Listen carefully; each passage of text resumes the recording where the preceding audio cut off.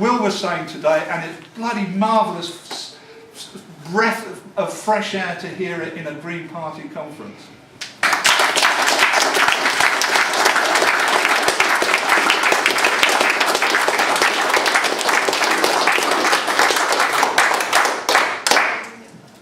Your cue, Will. Yeah. I thought, Terry, I was going to come back on two things. One is the violence question can be like a really, really interesting question, or it can be like when people complain about Democrats and would say, you Chartists and radicals, you believe in mob rule. So sometimes it can be, your revolutionaries, you believe in sudden change, we're about liberal democracy, so that closes down debate entirely. I'm sure not that's the spirit, that it wasn't meant in that spirit. It can also be a very, very interesting ethical and practical question. And I'm aware that some of the gentlest people, the loveliest people I know, personally, were involved in violence and armed struggle. One person I think of who died a while ago, but one of my real inspirations was John Melos, who was a Greek-Australian eco-socialist, one-time Bristol West candidate, tremendous man that I learnt so much off of. And I don't think he was shooting people or anything, but he was certainly involved with the Algerian struggles, and forging passports. I can't remember exactly what he was doing, but he was involved with that Algerian struggle. So you have the Battle of Algiers. I think of Joe Glenton, who's a great comrade of ours, who fought in Afghanistan as a soldier and then said it was wrong to go back. I think of Hugo Blanco, and I'm sure maybe Peter was asking this question of Hugo Blanco, and Hugo Blanco in Peru in the 60s was involved with trade union solidarity for peasants when those peasants were being physically branded with irons. And that was a non-violent struggle. Landowners then hired people to kill the peasants, as happens still in Colombia, in Honduras, and all of these places. And they went to the police ignored them, so they had to take up arms. And I think that is difficult but ethical. I think Britain selling billions every year of high technology weapons to the Saudis is wrong. So what we're about is a revolutionary break, is about changing things, but let's not think of that in scare words. We're certainly not an organisation that is whipped to promote violence, but those who are complete pure pacifists, who are against the state having any weapons, they will be the first to say, do not throw any stones. Okay, and I could talk about Connolly as well, but I won't. In terms of the very, very good question about economics, the market, grows and absorbs everything, and then we think that we can't possibly do anything without buying and selling. And what you're doing is constantly struggling to democratise ownership and roll back the market. Good example of this is housing, that what we've seen is squatting made illegal. And it was on the pretext of if you go on holiday, like Will's going on holiday and then squatted in his house, which was illegal anyway. And what that means, interesting the way that house prices in London are being pushed up by billionaires coming in, is that in an economic capitalist system it's about exchange values, it's about money, it's not about what's useful. So squatting has been illegalised, council housing has been privatised, so what we're going to do is roll all of that back and talk about if properties are left empty for 10 years, that might be a crime, and that it's this principle of usufruct, using resources without damaging them, that if you have squatters who mess things up and so on, that's wrong, but equally if you have private landlords, who do that, that's wrong as well. So it's always about these concrete struggles and rolling back the market, quite often rolling back the state as well. And what's freaked out the kind of libertarians is things like Wikipedia. So you look at, I think it was James Wales or Jimmy Wales, I get mixed up, who set it up. He was like a Randian, that's sort of Ayn Rand, she's like the, stupid person's libertarian. Yeah, it's like, you kind of read some Hayek and it's a bit boring, a lot of it misses the point, but he wasn't utterly stupid, But the Ayn Rand stuff, balmy. But, you know, there's the idea with Wikipedia, that isn't run by the centralised states, but that produces information, and the idea that you don't have to have the state doing everything in a centrally planned way, you can do things without being bought and sold, that is kind of growing. And I could talk a lot about that. I mean, the Eleanor Ostrom stuff is absolutely fucking mind-blowing when you get into some of her books. But what she's actually doing is doing all this kind of experimentation, all this stuff out of games theory, and actually deconstructing conventional economics. And she doesn't say human beings are perfect, but what she's done is all of this research to say, how can we make things easier for us to cooperate democratically? What are the kind of things that stop us doing that? And it's this kind of amazing nuts and bolts, what works and what doesn't work. You know, it's a kind of microeconomics of communism. And I can't talk about all of that, but you think of Wikipedia, you think of decommodifying housing. But anyway, Will is our great leader, so we'll leave it to him. Yeah, I'll just say thank you very much for Derek Wall, but also thank you very much to everyone who's made fantastic contributions and put forward questions for this part of the debate. So thank you, Derek.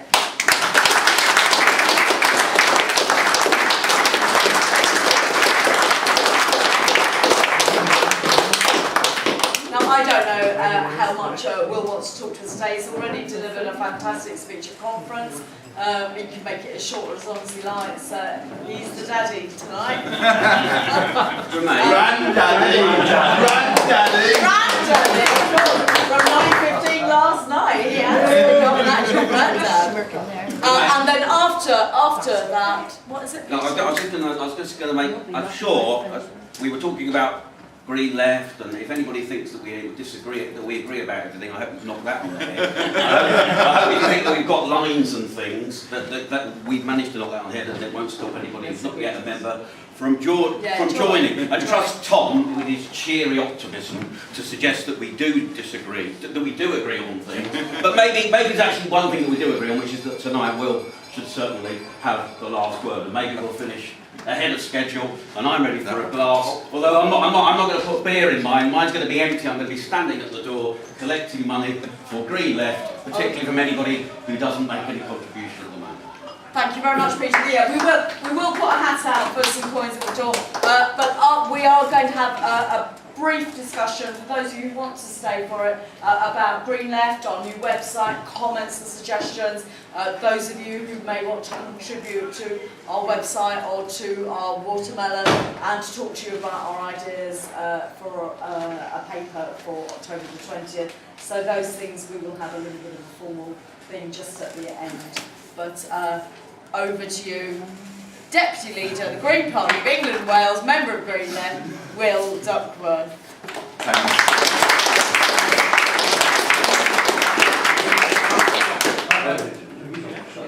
When I was listening to the speeches, I was thinking, shit, they want me to talk? No. No.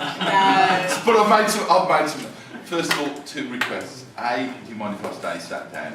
My knees aren't very good. Thanks. And B, do you mind if I swear? Should we turn the camera off?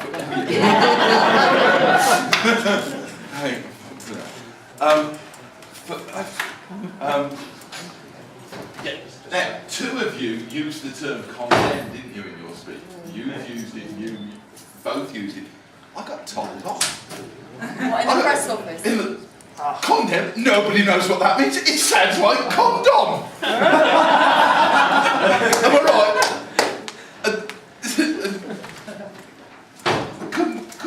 Couldn't just believe it. Yeah. Well, yes, you'd never heard of condemn. Well, maybe it's just a Midlands thing, but couldn't. Sorry. Anyway, I have to say, especially now, that it's good to be amongst people I know are my friends. It really is. Yeah. It really is. Thank you so. Yeah. I'll check that. And I have to say, I am sorry that we kept a lot of friends in the dark over the leadership thing. The campaign. The campaign. Yeah, because a few people got together and sort of told me what to do. Yeah. And we said, well, why not? And people were emailing and I was wanting to. It's all right. We can stand. There's no need for it. With somebody sorting it. Don't panic. But the advice was no, don't. And it seems to have worked somewhat. Not totally, but it didn't do too badly. And I don't think we ever thought, to be honest, that we do that I would actually end up with that. Well, I did warn you. He promised my wife.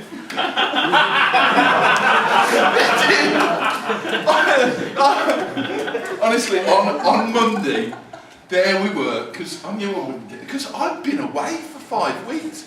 I had no idea Done about nothing in the campaign.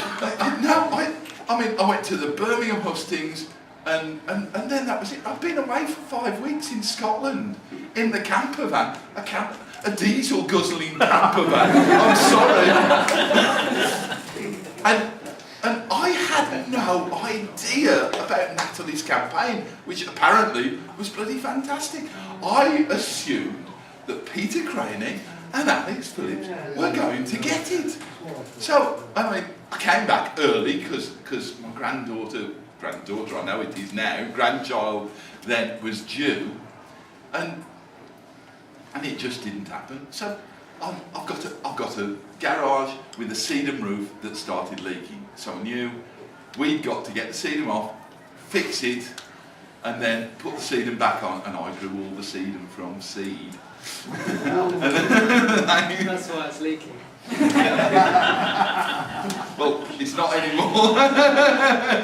Because on Monday, our task was to get the sedum off, fix the roof, put it back on again. And we were up there and sort of... Up the ladder. Up the ladder. Well, because I hurt my knee playing cricket in July. Vicky, my wife, was on the roof doing all this. I was down at the bottom, handing stuff up and doing stuff like that. And then I think, oh, it's 11 o'clock. Let me just go in, because I really ought to congratulate the winners and stuff, or tell you know, text message and stuff. And I heard slung the window open. Fuck! Natalie's won! So Vicky then came round and started giving me an ear, but you bloody get that, because the truth is, she works 70 hours a week and she needs me to make her cups of tea at weekends and have her food ready and get her packed lunch ready and do the shopping and do everything. I mean, she hasn't got the time to do it. I mean, it may seem wrong, but that's the way our lives are. Yeah, do the lot. But and she when it happened, God. And this one over there phones me up to congratulate me. So Vicky said, "Let me speak to him." The next day he turned up with a huge bunch of flowers. Worked.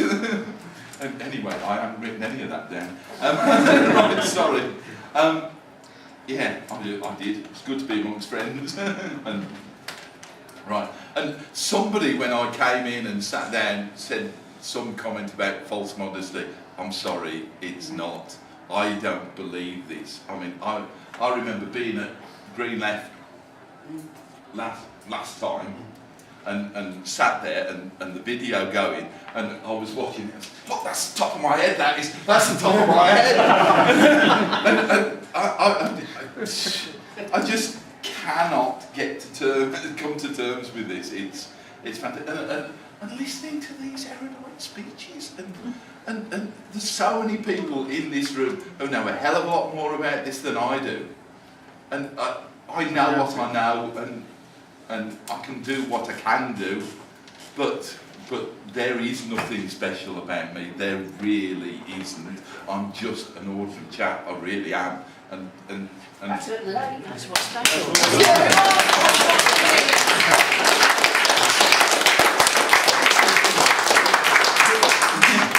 But it isn't false modesty. Whoever said it, it isn't. I came in and I said, tried to sit down at the back and I've forgotten them.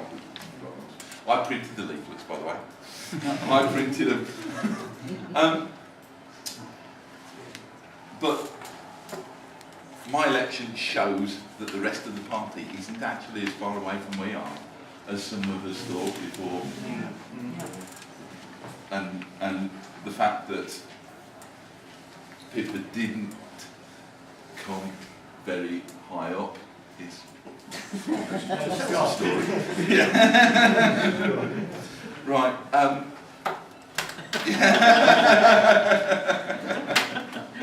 Well, we've been talking. I'll talk a bit about politics now.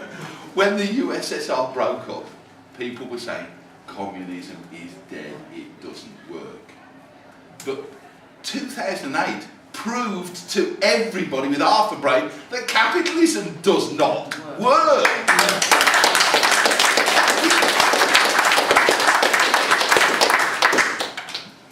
And I was saying things like this to the BBC in a film.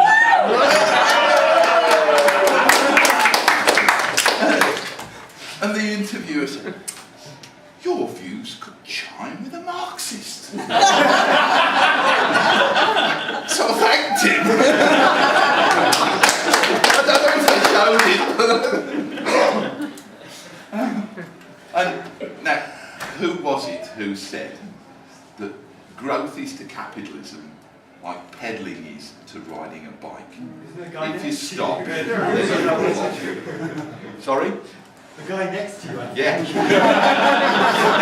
I think he might have nicked it off someone else. And if you don't think that one was original, who was it who said, "Never mind the grey, we need to deal with 50 Shades of Blue"? The woman next to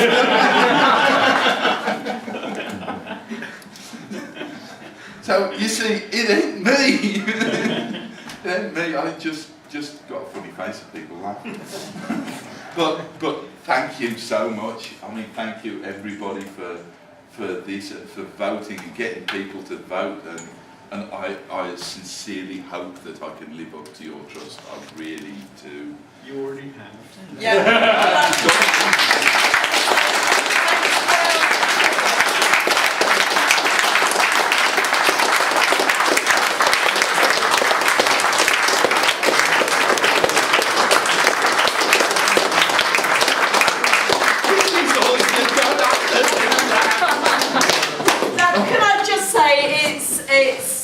What are 8 minutes to 8? For those of you who really are desperate now, don't think you have to wander off on your own. Hang about together. Some people who want to go out and get some food, some people who've eaten already want to go and have some drinks, swap some mobile phone numbers.